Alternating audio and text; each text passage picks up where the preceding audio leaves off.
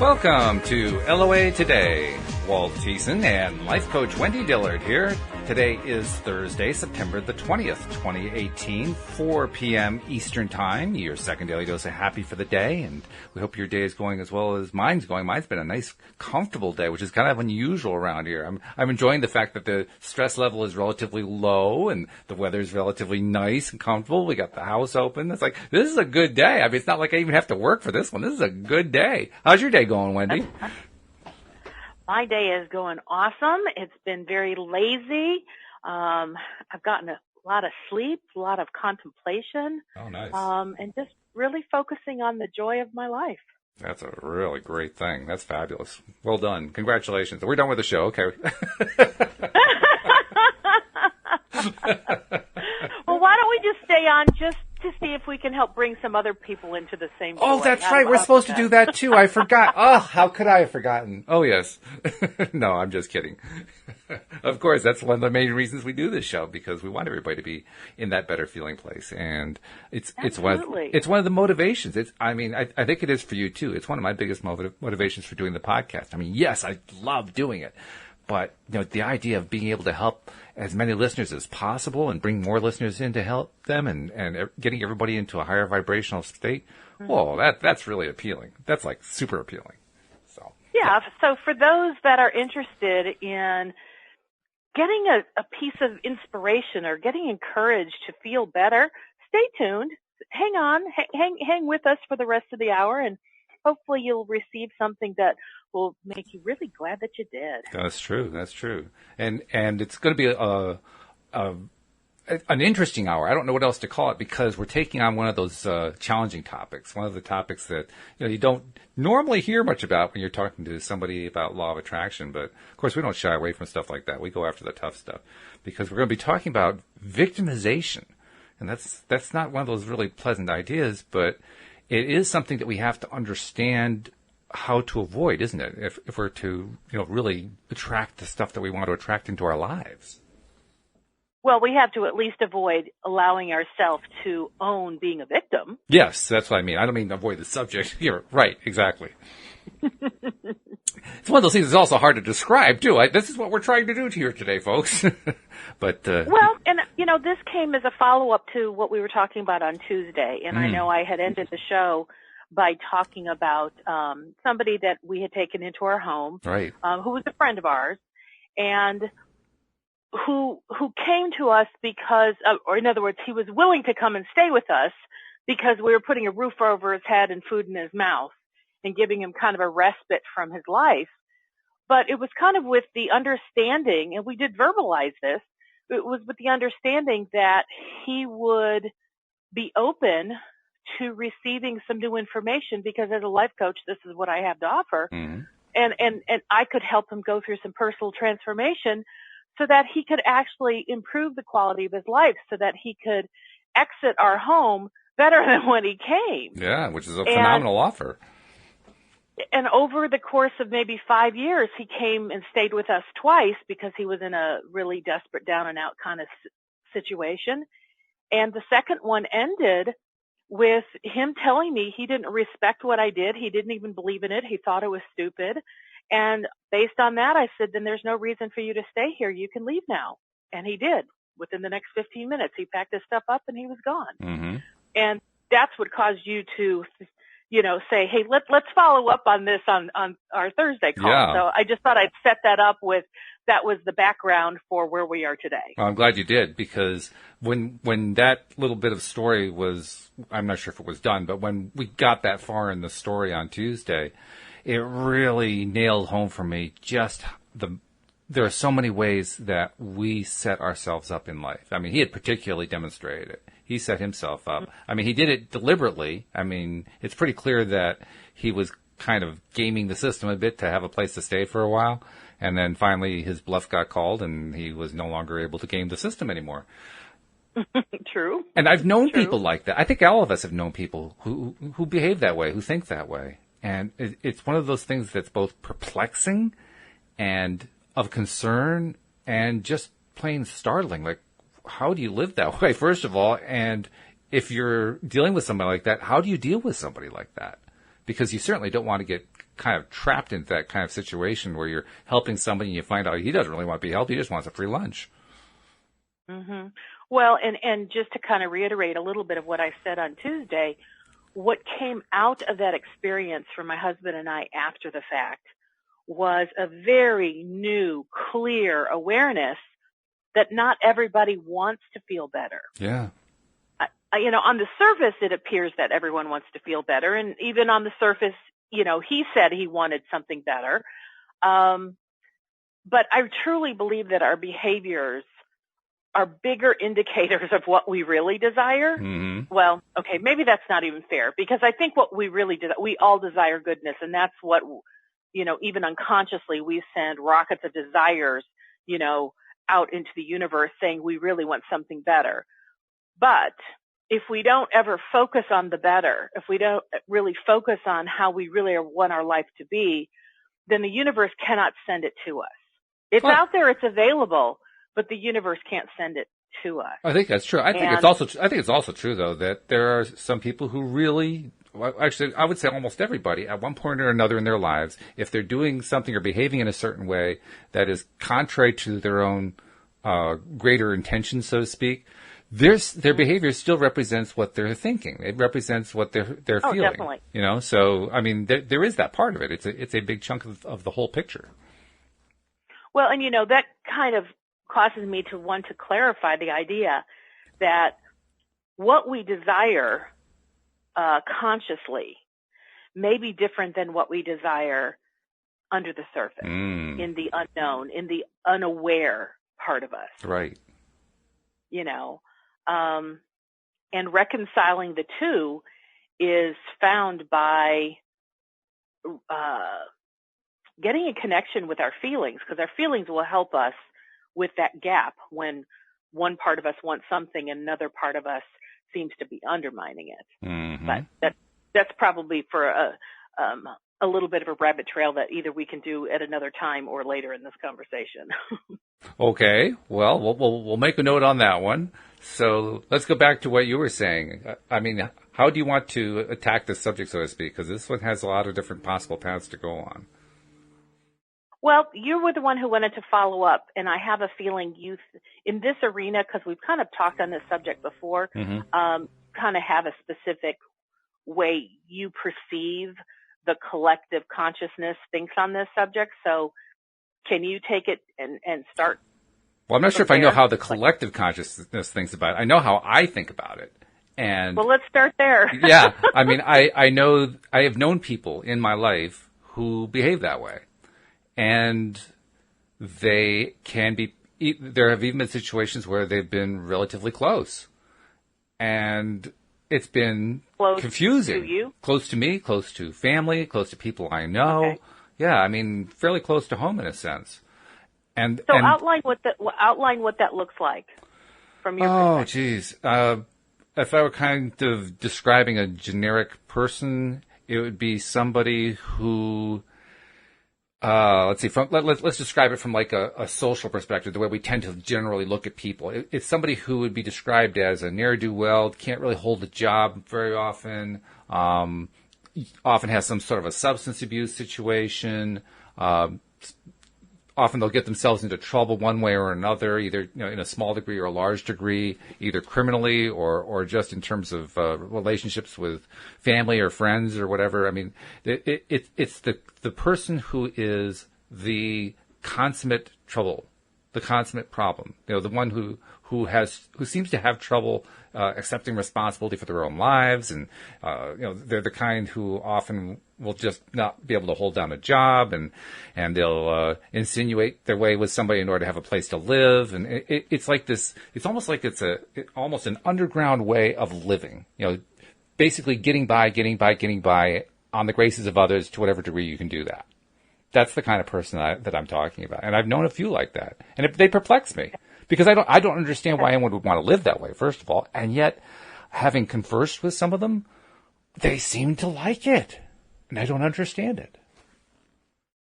Well, I believe that some people in the category that you've just described thrive on the drama. They thrive on the thrill and really the exhilaration of the unknown. Hmm. And they like to cause waves, both in their life and others, because there is, you and I might know this, but for them, there's a thrill in that. It's like going to the amusement park every day, and they can't get enough of it. Wow. And even though that's not the way I think, and I know it's not the way you think, I don't choose to judge them anymore, because if that's the life that they find fun, go for it. Mm-hmm.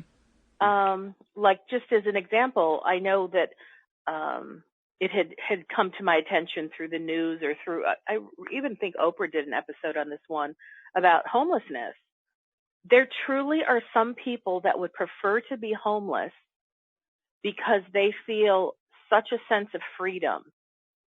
That's not how I experience freedom, but that's how they experience freedom. And so even when they get the opportunity to live in a house, live in a shelter that has walls and a roof, in a short period of time, they create circumstances for that situation to be taken from them, because homelessness really is their choice.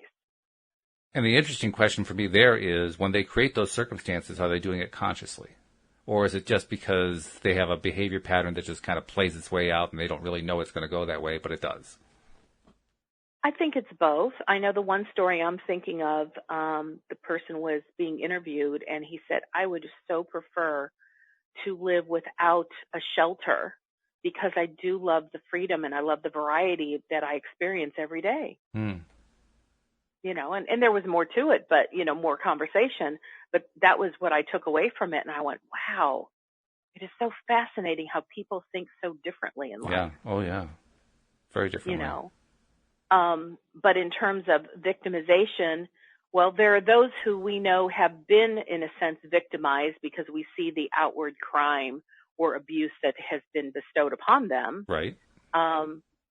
But I think the victimization you're talking about is somebody who wants something better than what they're living, but they're kind of in a cyclical trap where they can't get themselves out of feeling as though they've been made the victim.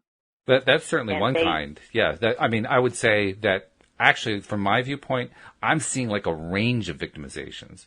In fact, the interesting part from a law of attraction perspective is how when you have person A who has some degree of what we're talking about here as mixed in with their personality, and then they interact with persons B, C, D, and E, those persons B, C, and D, and E can also, in a sense, become victims in the way they interact, or they can treat that person as a victim. Or there are a number of different ways that victimization comes to the fore because of the relationships that kind of person tends to have in their life. So it's not just one particular kind. It's like all the kinds that kind of feed off of each other.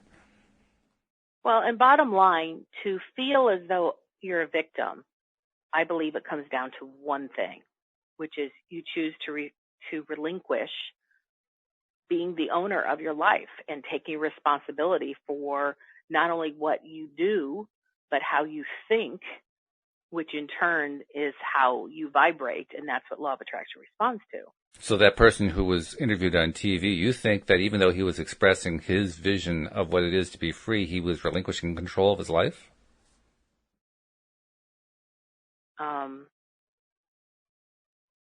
What do you mean relinquishing control? Well, I was trying to use the phrasing that you used. Maybe I didn't say it properly.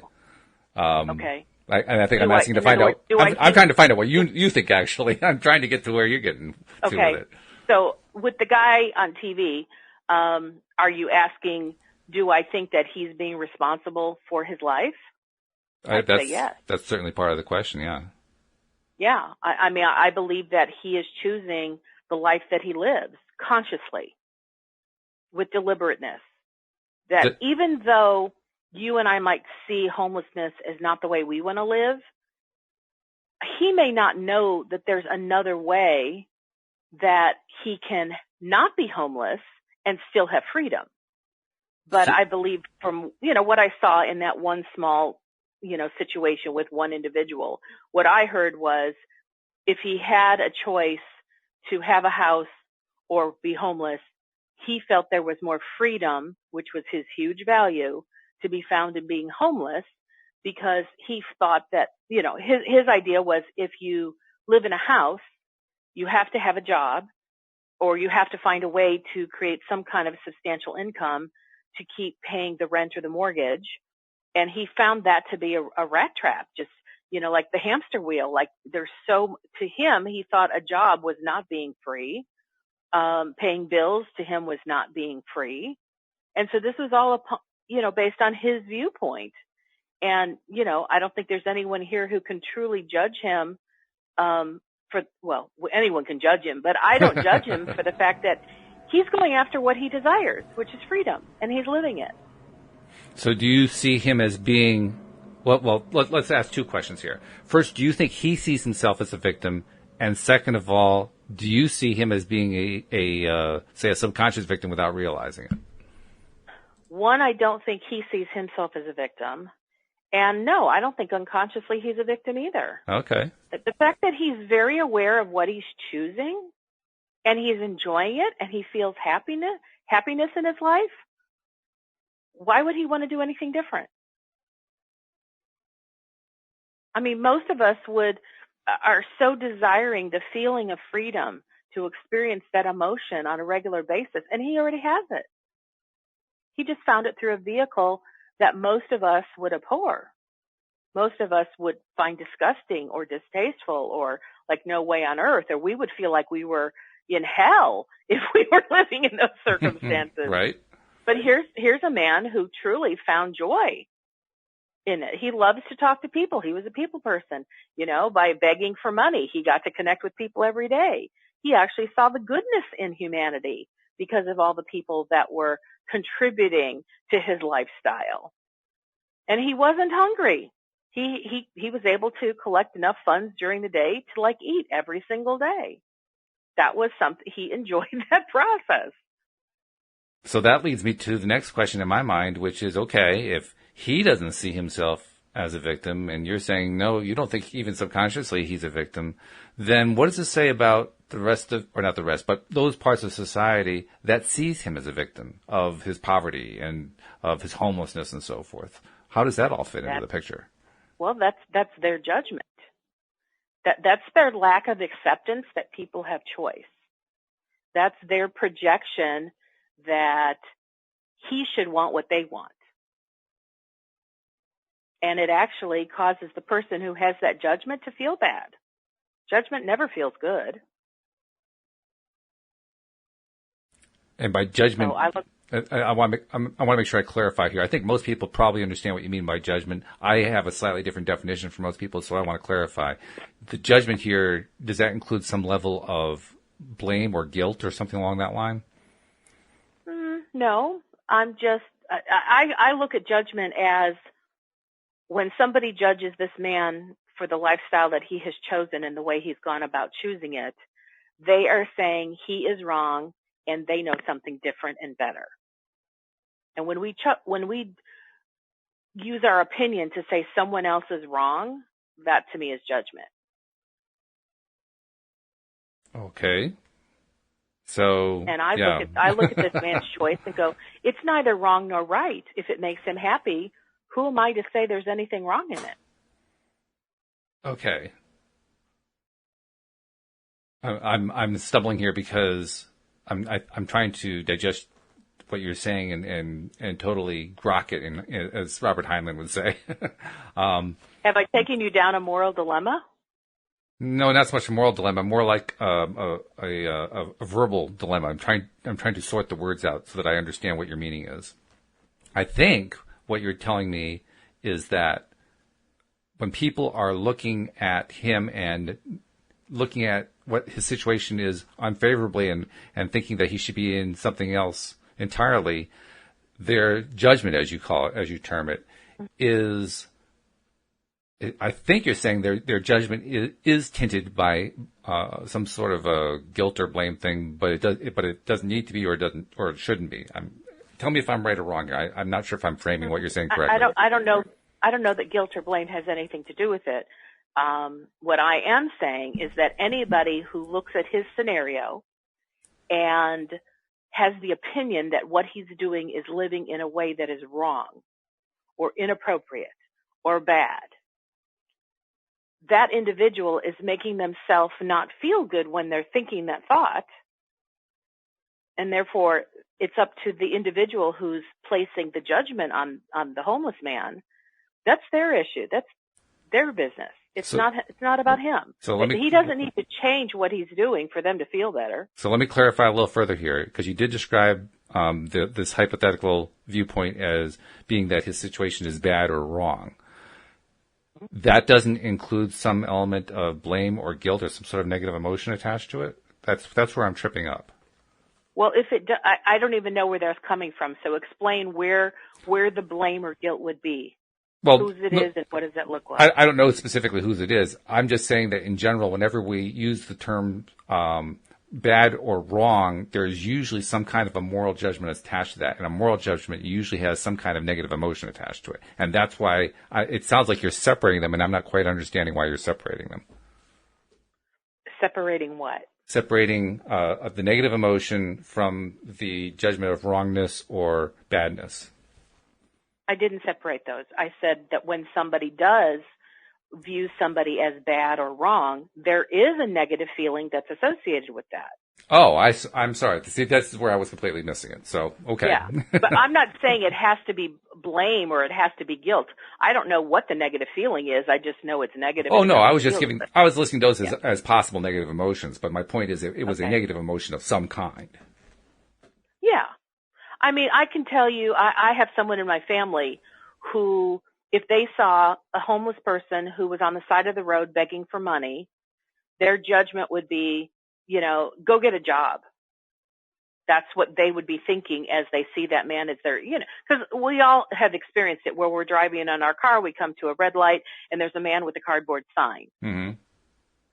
Saying who knows what, but, it might say I'm a vet, hey, can you help me? It could say, God bless you. Mm-hmm. Who knows? But bottom line, I have a family member who every time they would see a homeless man or anyone begging for money, there would be a judgment of that's the wrong thing to do. You are not being a good citizen. Mm. And I know that when my family member has that thought, it makes that person in my family kind of irate. So irate is not feeling good. Yeah, that's true. And so I look at that as like, that's my family member's problem. Mm-hmm. That's how that person's thinking. That's how that person is choosing to focus their attention. But, the man on the side of the street who is out in Texas in 100-degree weather and is perspiring and is holding up his sign, he might be happy as a lark. He might love the heat. He might love getting out every day and doing this. I don't know. But it's not my job to decide whether what he's doing is appropriate or not. I'm staying in my lane. I'm sticking with my thing. And I have a choice every time I meet someone who's homeless.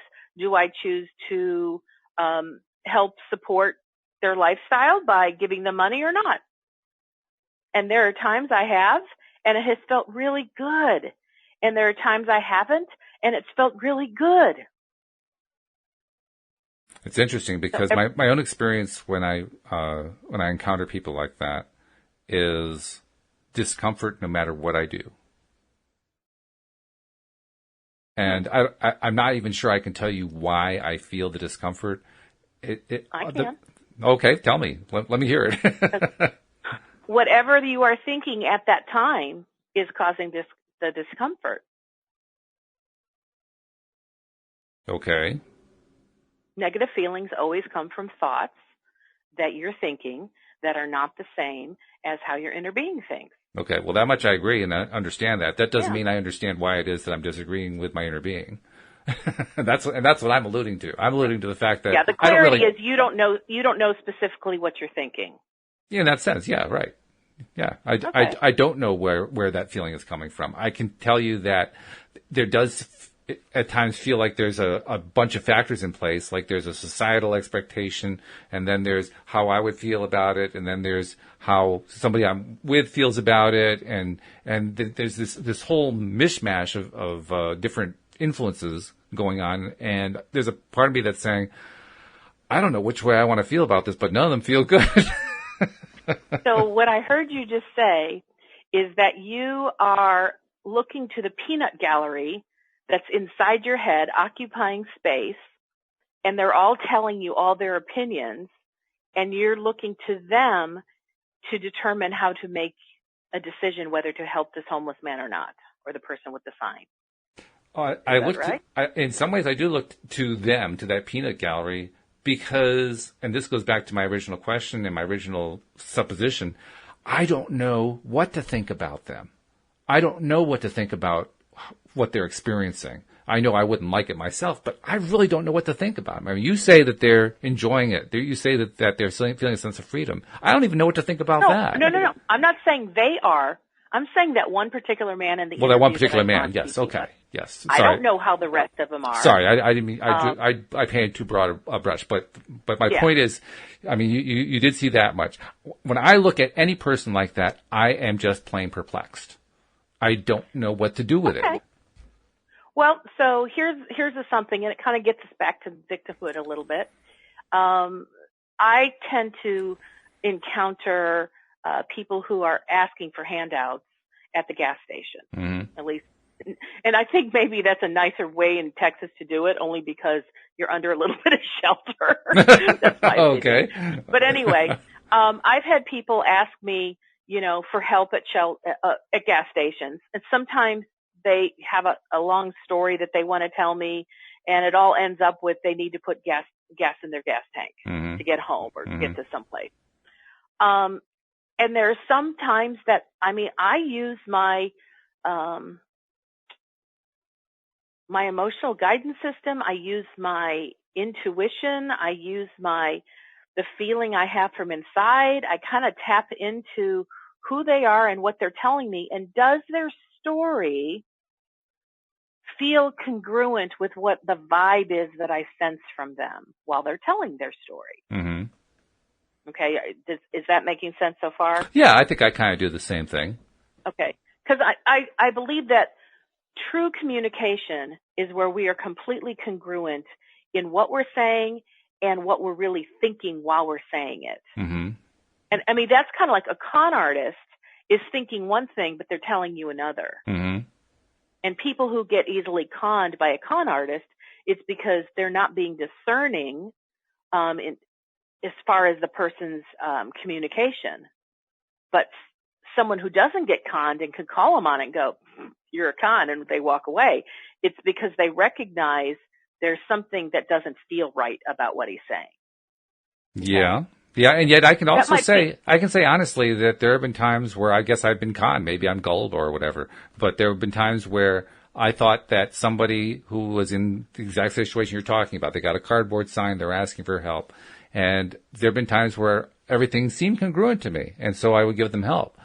And then I found out later on, because I know somebody who's been very much in that situation, and he knows all those people. Every single one of them that I've ever run into, he can tell me, oh, yeah, I know who that is. That person's addicted to drugs. That person's a gambler. But the thing that's most important, Walt, is not whether he was a con or not. It was how you felt when you gave to them. If it made you feel good, that's the end of the story. And it doesn't matter if they're a con or not. It's all about you. Did it feel good? Oh, I think it means more. I think there's more to it than that, actually. Because if the goal in life is to feel happy, does it really matter how you get there? No, it doesn't matter how you get there. It does matter, though, if you get there. So let me finish my thought, and you'll see what I mean. There have been times where I have helped somebody out. It felt good at that moment, and that was a good thing. And then later on, I found out that what I actually did without realizing it was like feed an addict the ability to become more of an addict. And I know that's... And what did you think about that? But before I even get to what I think about it, let me frame it. And I understand that that's his or her choice. That's up to them entirely. But there's also a part of me that says, I don't really want to feel somebody. I don't really want to feed that in somebody else. So how did it feel to me? It didn't feel good to me. So that was your thought. I don't want to help feed somebody's addiction. And I came to that feeling after I had the feeling that I felt good helping them, and learned later on that what I really did didn't feel good. So it felt good early on, and later on it didn't feel good. And that's Okay. why I'm saying And that so, it's not enough to just say what happened in that instant. There's also what happened later on. When I look at the whole thing as a combination, it's like, well, I felt sort of good, but I also didn't feel so good. okay, and so you didn't reframe the it doesn't feel good one? You just let it stand as that really sucked because I don't want to help feed someone's addiction, and that's what he did? I don't remember honestly if I reframed it or not. Well, I know you didn't because you just you expressed it. Yeah, I mean, I can still hear in the sound of your voice that was not something that made you feel good. Right. Okay. So the reason I say what I did is because I've had that happen before, and then I've reframed it. And well, I didn't know, but if I can think back to, were there any signs that I missed? Yeah, there were. And what were they? And then I would tell myself them. I'm like, okay, well, this gives me new information so that the next time something like this comes up, I'll be better prepared. But I don't make myself wrong or feel bad that he conned me. Yeah, I'm not so sure that I felt bad because he conned me or she conned me. I don't think that's why I'm feeling bad. I don't even think of it as feeling bad. I just think of it as feeling uncomfortable. Bad to me is more powerful than what I'm actually feeling. I'm just feeling discomfort. And in that, It felt negative. It was a negative feeling. Yes. Okay. It just wasn't a severely negative one. It's not like one that was hanging over my head. Oh my God, I'm going to sweat this one for the next week. It wasn't like that. It was over in a moment. And I let it go in a moment. I didn't even give it any more thought after that. But I did experience it. And I don't really want to continue to experience those. So like you said, I can try to learn from it. I can try to pay attention and see if I'm, picking up the right vibe next time. Did I miss something or whatever? But by the same token, I don't really even want to have to go down that route. I mean, to me, talk about law of attraction, I figure the more that I'm focusing on that, the more I'm going to get those opportunities. I don't really want those opportunities. That's really not what I want to be part of my life. So I guess I could focus on, well, okay, how can I reframe it? How can I feel better about it? How can I learn from it? And there's some value to that, certainly. I mean, it always is good to be feeling better. But by the same token, I also want to take whatever steps I can to remove that experience because I just don't even want the experience. So your desire is based on something you do not want. Yes. Well, most are. And no, they're not all. That may be how the desire is created, but you're right now well, okay, focusing all right. on what you're saying, how you but expressed okay. it is, here's something I do not want. Yes. And so from a law of attraction perspective, that's what you have focused that you do not want is what you're actually going to create. Yeah, well, that's what I'm trying to avoid doing, actually. I'm trying to avoid continuing to create it. So whenever you are more focused on what you want to avoid, you get more of what you want to avoid. Yes, I understand that. So the reframe is, what is it you desire instead? Yeah, that's a good question. And if I'm going to answer that one, it's going to be something along the lines of, how do you describe that? How do you describe an absence? I don't know how to do that. Well, you don't describe the absence, but what if somebody comes to me panhandling, I want to feel good in the presence of someone who panhandles. So I want to somehow take an action or a non-action that I can feel good about. I want to think in a positive way that will allow me to feel good, whatever that may be. Okay, well, isn't that what you really want? Yeah, I guess so. It doesn't actually, honestly, it doesn't quite feel right, but it's like in the right direction. Okay, so what's missing? What is it you really want? Without focusing on what you want to avoid. What is it you really want? Do you want world peace? Well, sure, yeah. You're going to hand it out? I'm not sure that actually fits, but yeah, sure. I'll take it. It's kind of like what we were talking about the other day. It's like what we talked about the other day. We talked about how you have to really want something in order to attract it successfully with consistency. Right. You have to really want it. And as I sit here asking myself, what do I want? I'm not sure what I really want. I can't say that I have a strong want in any clear direction for me. I mean, yeah, I guess in general, I have the wish of feeling good whenever a situation like that happens. But honestly, my greater wish is I can feel good without it happening. And I know that's not an accurate way to describe what it is I really want, but I'm not sure how else to get to where I'm trying to describe. I would rather live in a situation where I just don't even deal with that situation. And I understand that. And the truth is, you cannot create that from where you are right now. I understand that. That much I'm clear on. Yeah. Yeah. So, it is a much more, I believe, powerful vibrational position to feel okay with anything that comes your way, knowing that you can feel good regardless of what's going on in someone else's life.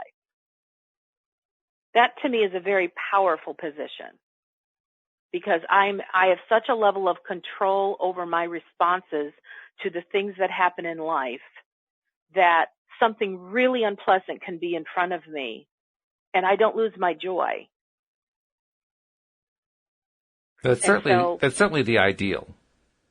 Okay, so I'll tell you, because I do know how this worked for me. So there's so many panhandlers in the area that I live in that, all of Dallas has tons of panhandlers. So anyway, I experienced the discomfort that you're talking about so many times. Now, I never had somebody prove to me that someone I gave money to really is a drug addict and really did use it for drugs. It's quite an experience, let me tell you. Bottom line, it kind of didn't matter because it just that I was experiencing discomfort over and over and over, whether I did give or whether I didn't. Because if I did give, then my thoughts went to, oh my God, did I just help somebody's drug habit? Or, am I helping them remain homeless because they're seeing that this is a profitable lifestyle? And these are all my judgments because I'm the one who's judging that using drugs is bad. And I'm the one who's saying that a homeless lifestyle is bad. And so these are my thoughts. Are they judgments though, or are they selections? See, this is a really interesting point from my viewpoint. Because we go through life faced with a number of different kinds of contrasts. This is one kind, but there are a lot of them. And in each case, we get the opportunity to say, yes, I like that. No, I don't like that. That's a selection. Is that a judgment? It is when you put your selection or preference upon somebody else. I don't see myself putting my selection on somebody else in this case. Well, using the scenario that you had before, that you found out that you gave money to somebody that was a drug addict. Mm-hmm. And probably used the money for drugs. Is that the situation? Yeah, that's fine. Yep. Okay. So why is that a problem? Why did that make you feel bad?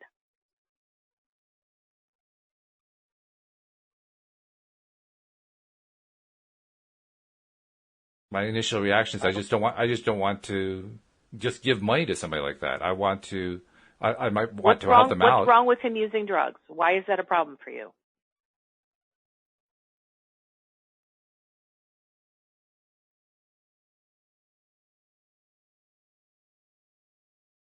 And the dead air, listeners, that you're hearing is Walt thinking. Yes, that's exactly what it is. I'm trying to answer the question in the way that you're framing it. I'm not sure if I can answer it that way.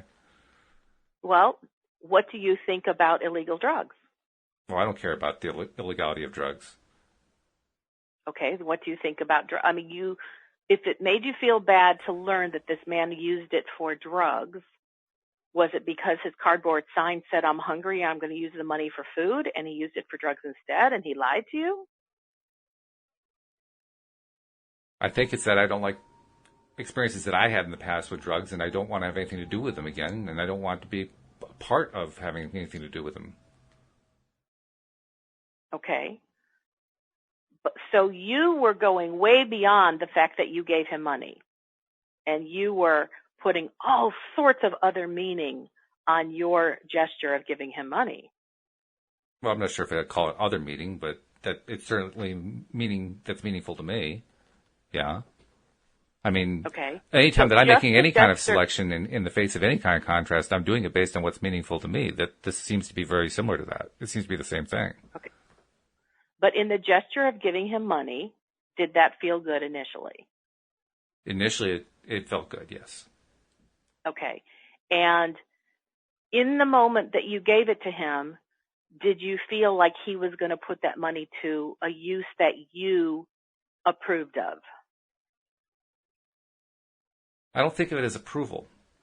See, I understand where you're going with it, but that's really not the way I feel about it. I don't think of it as me approving of him. I think of it as tell me what you feel about it. I don't think it's me approving of him. I think it's me not liking drugs or me liking food. So I thought he was going to use it for food. That felt good to me. I like food too. I like to share the idea of having food. I want him to have food because I like food. I don't really want to help somebody else have drugs because I don't like drugs. It's not because I'm judging him in any way. I just don't like it. So this took us down a very different path that I wasn't expecting. Okay. Although I already knew this was about you and not about him. Mm-hmm. Well, sure, yeah, because it was my feeling. So what's about you that it gives you a negative feeling is your work to resolve or find a way to release, because you've got a pocket of resistance in there. Mm-hmm. Yeah, that much I know. Yep. Yeah. So it's not about this guy, and it's not about whether you think drugs are good or bad. For him, it was that you wanted nothing to do with it because the very thought that he used it for drugs brought up an issue for you about drugs that made you feel really uncomfortable. Yeah, I know that's the way we usually frame things. I don't think that every time that I express something that I don't like something that we're talking about an issue. I really don't. The only way it ever. I don't think that every time that we say I do not select something that we are identifying an issue. I think there are many times where we're just saying I simply don't select that. It's not interesting to me. I'm not interested in that. Which is fine. But when a negative emotion shows up, now there's something that you have resistance on. So you're saying the negative emotion indicates that there's an issue? Yes. Would you disagree? Well, I mean, if that's the issue might case, be a really big word, but here on our show, we talk about resistance all the time. Well, we do, yeah. And how to identify it. Well, and I'd say you just identified a pocket of resistance because it didn't feel good. Yeah, and here's the thing. If that's the case, then I don't really see any situation under the way that we're defining our terms here, that it's possible to make a selection of no without there being an issue attached, because the selection of no invariably has a negative emotion attached, like, no, thank you, I don't really want that. That doesn't feel good to me. So I guess that makes it an issue every time. I don't agree with that. I've said no and have felt good. I have said no and felt good too, but I also knew when I was saying no that if I had gone at all down the road about the thing that I said no to, it would have felt bad. So to say that there was no negative emotion there is not really accurate. I mean, I've immediately felt negative emotion, but there is an emotional context there. Okay, so somebody contacted me from LinkedIn the other day, and they rolled out this huge offering on a program that they wanted me to check out. Okay. And, he said, and can we talk by phone so I can discuss this with you? And I was not interested in what he offered. Mm-hmm. And I said, no, thank you. Right. So I said no, mm-hmm. but it did feel bad to me. Mm-hmm. I felt I was being totally honest and appropriate with both of them. I agree. Both of us. Yeah, sure. So, to legalistically say every time you say no to something, it feels bad, I would say that is not true. No, I didn't say that. Oh, I said what I heard. I said that every time that you say no, there is a potential negative attachment to it. It doesn't mean you have to go down that road and feel it. It just means that it's there. Otherwise, you wouldn't be turning it away. You'd be saying, yes, I want that. Okay, I guess I don't agree with that assessment or that thought process. And I think the source of the agreement or disagreement here comes down to one thing: what are we feeling in the moment? You're looking at it in terms of what are we feeling in the moment, and that's certainly probably the best way to look at stuff. But I also know that I can end up in some way going down that rabbit trail, going down that pathway toward the no that I don't like, and suddenly I'm feeling the emotion. I don't think it's clear cut that every single time that I say no, I am certain that I'm staying in that positive place, because that's not necessarily going to happen. All it takes for me is just to go a little bit down that trail, and I start to feel the negative emotion. What trail? I don't know what trail you're talking about. The trail of experiencing the thing that I really don't want. Well, if you start focusing on that which you don't want, then of course you're going to feel negative. Yeah, exactly. But Okay, so I'm not sure that we're in an argument. You were just I don't think we're really arguing. something No. that I didn't quite understand. I see it as refining the conversation. We're kind of splitting hairs in one sense, but Okay. I see it as refining the concept, and I think it's important. The reason I think it's important is, yes, there are a number of times when we're able to just simply say no, thank you, and we don't give any attention to it at all. So it always just feels good in that situation. But I think it's a mistake to say that that's always the experience. Sometimes we will make a decision to say, oh, no, thank you. But there's just a little piece of us that starts sliding down that trail toward the thing we don't want. Now, we just said, no, thank you. And in that moment, we felt good. And then we start to slide a little bit. Now, and that's exactly that. You have changed your thinking or what you're focusing on to something that doesn't feel good. Right. Okay. So it's funny that I said we'll eventually come around to it. It still comes down to our feelings. Every thought we think has an associated feeling to it. Oh, it does. Yeah. And so when I've given to somebody who's at a gas station and they, tell me their long story and I say no, I feel good about saying no because it didn't feel good to say yes. Mm-hmm. Somebody else might ask me for money and I'll say, would $5 of gas help you? And they'll say yes. I say, I'll come over to your pump and I'll swipe my card and I'll be happy to give you $5 mm-hmm. worth of gas. And that makes me feel good. Mm-hmm. Now, if I leave and get in my car and go, you know what, I shouldn't have done that. That was so stupid. Well, that's because now I have changed my thinking. My afterward thinking is different than my thinking when I said, yes, I'll be happy to give you this $5 worth of gas. So in the moment, how we think shifts how we feel. And so one experience, just like you had talked about before, you gave money to somebody, you felt good, then you learned later that he was really using it for drugs, and then you felt bad. It was because you changed your thinking. It wasn't because the experience changed or was different or that you should have done something different. It really comes down to you changed your point of attraction. You change what you were choosing to focus on in that given moment. Yeah, I think that's true. And we have to discuss all these kinds of things in terms of instances because that's the only real way to make sense out of them in terms of, how we express things verbally. But I also know, and this is why I was trying to express my confusion earlier. I also know that it's really rare for us to stay in one pure thought form and just stay there. We are constantly shifting thought forms. So does the thought process change? Yeah, moment by moment. I mean, there's nobody, I think actually the moment that we stop changing our thought process moment by moment is the moment that we're dead. We've moved on back into the non-physical and we're not hanging out in the physical anymore. That's just the nature of being in the physical realm. So we have this continual changing thought process that goes on. And what's significant in this is how do we choose to respond? Like, I remember when I gave somebody $20 on the side of the road who was in trouble, and I gave him $20. And I felt really good about it. And as I was driving away, I started thinking about that family member of mine that I told you about and what that family member would have thought about it. Mm-hmm. And immediately it didn't feel good. Mm-hmm. And so I went, oh, this doesn't feel good anymore. And I went, why on earth am I letting that family member's opinions of how to live my life make me feel bad?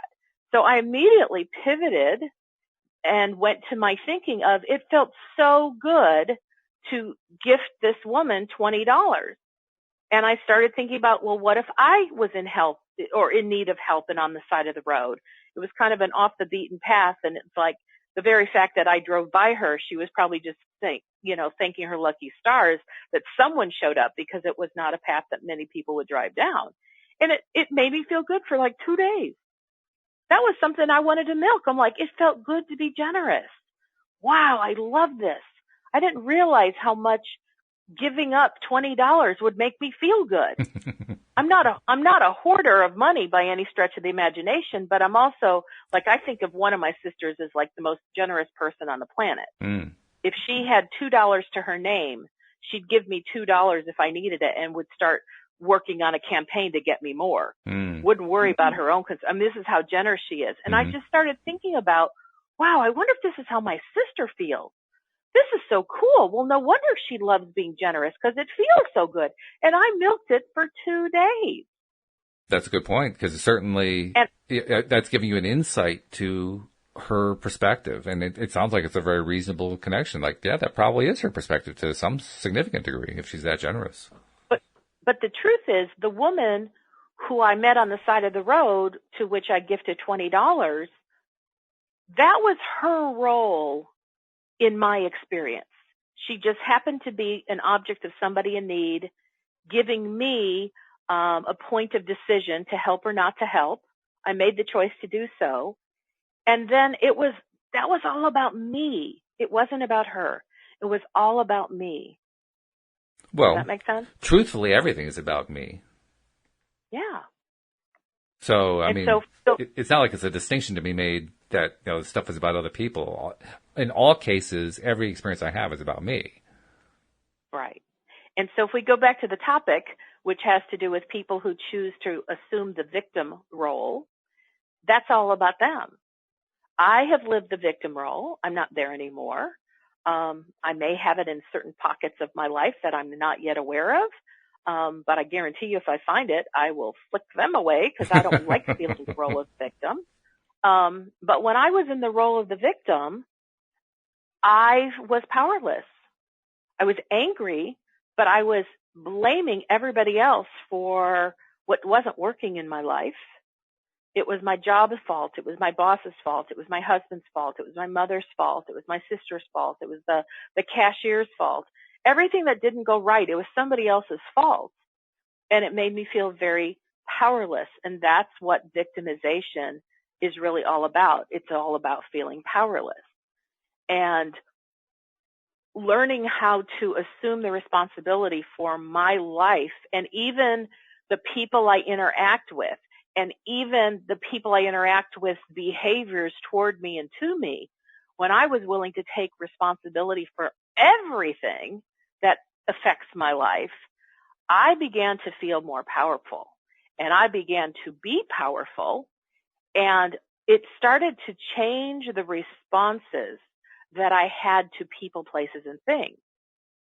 And so if somebody was acting a fool and was being rude and stupid and, just was saying all sorts of horrible things to me because maybe they thought I cut them off in traffic, even though in my mind I didn't, and they're giving me the finger and they're making a fool of themselves.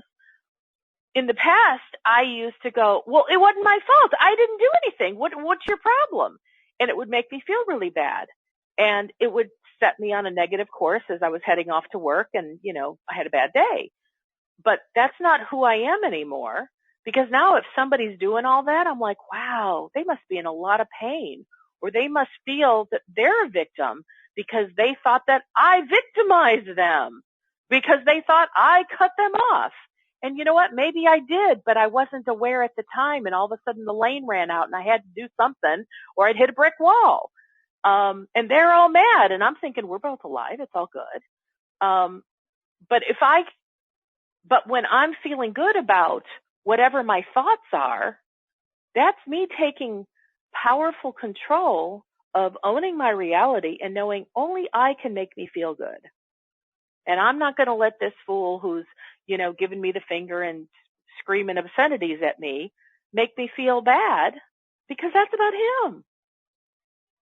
And I started to recognize that really victimhood is when you take all of your personal responsibility and you put it on someone else. And you don't even realize how much you're hurting yourself when you do it. It's a fairly frequent activity for sure, because like you said, we don't realize that we're doing it. Most of the time when we're doing it, we don't even think we're doing it. It's probably about the last thought that occurs to us, really. Exactly. And, I can tell you about somebody else that I know very well, that I've tried to help this person. It's a him. Mm-hmm. And on the surface, he says he wants help. I have expressed how his alcoholism is not helping them anything. Mm-hmm. But he doesn't even want to say he's an alcoholic because, I'm not an alcoholic, I just drink beer. Mm-hmm. I'm like, but you drink beer to excess you go into drunken stupors, you have blackouts, and you somehow for him in his own mind, because he doesn't drink hard alcohol, he's not drinking gin or vodka or rum, he says, oh, I can't be an alcoholic. And he's drawing the line, right, yeah. Yeah, you're splitting hairs, you're playing the denial game, that's fine and dandy. But he doesn't even want to admit he's an alcoholic. But then when he becomes a diabetic, which is what happened, he's telling the doctor, well, I don't even eat sugar. And he doesn't tell the doctor how much beer he drinks. Yeah, not realizing that one has to do with the other. Yeah, and I mean, most people understand that alcohol turns into sugar in the bloodstream. And so he's filling his body with sugar. And so he doesn't understand why he's diabetic, but now he has to take insulin, and he's pissed off that he has to take insulin. That doesn't seem fair because he doesn't even understand how he became diabetic. And so when, he's asking, I mean, he literally was asking me, like, how does all this stuff happen? And I'm like, I'll tell you, but I don't know that you're going to listen. Oh, no, I will, because I'm asking. Okay, fine. So I kind of give him a little bit of a science lesson about how the body works and food works and alcohol works and sugar works and diabetes works. And when it was all done, he went, no, I don't believe that. So even though he asks for help, he really doesn't want it because he's only asking for help that in his mind will fit into the small confines of what's acceptable to him. Mm-hmm. Yeah. Because, and here's the bottom line, because he doesn't want to take responsibility for his actions, his beliefs, his behaviors, what he puts into his body. He wants it to be something outside of himself. Like he wants to maybe learn that he was in a toxic area and it gave him this bizarre thing that affected his DNA. Right. And, I mean, that would probably make him feel good. Sure, yeah, because now it's no longer him. Yeah, then he could go, see, it's this toxic dump. It's their fault. Let's go sue them. Which is really a consummate statement of victimization or victimhood, shall we say. Exactly. Yeah. So, most people who are what seems like a forever or a continual or a ongoing victim, what it's going to take for them to not be a victim is for them to be willing to look at their life and become responsible for the stuff that they've not liked. And I know that's kind of a scary proposition. Going from I'm not responsible for anything that happens and everything I don't like is someone else's fault to shifting it to, oh, I am responsible and even the stuff I don't like, I somehow brought that into my life. That there's a gap in there of where some people will never traverse. Some people will say, I'm willing to take ownership of this, this, and this, but not this, this, and this. Yeah, right. And they do a cut and paste of what they're willing to actually be responsible for, but at least they're moving in the right direction. If you never want to be in the role of the victim, take responsibility for everything in your life and be willing to make appropriate adjustments to feel good. Well, I'm willing to take responsibility for the fact that we only have a minute and a half left, and I got to get a couple of announcements in there. One of which is, if you're not yet a subscriber, please do become a subscriber. The instructions are all on the homepage at lowaytoday.net. The second message is, if you are a subscriber and you're enjoying these, please help us promote it, because the promotion that all of the listeners who are helping out, the promotions that they're doing are working. They're making a difference. Since in the last 2.5, 3 months, we have literally doubled our average listenership per day in terms of the number of plays per day. And the average number of plays per episode is up around rough estimate about 80%. So it's really doing a big job. So please continue to share with other people that you're listening to allthewaytoday.net, because that's how more and more people get their daily dose of happy. And with that, and 10 seconds left, I'm going to say, Wendy Dillard, how do we reach you? They can find me at wendydillard.com. And it's that simple. Wendy, it's been great. Thank you so much for the terrific, in-depth explanations about victimization. I hope it's been helpful to other people. I know it's been helpful to me. Cool. And we hope that you'll join us next time as well here on LOA Today. Goodbye, everybody. Bye-bye for now.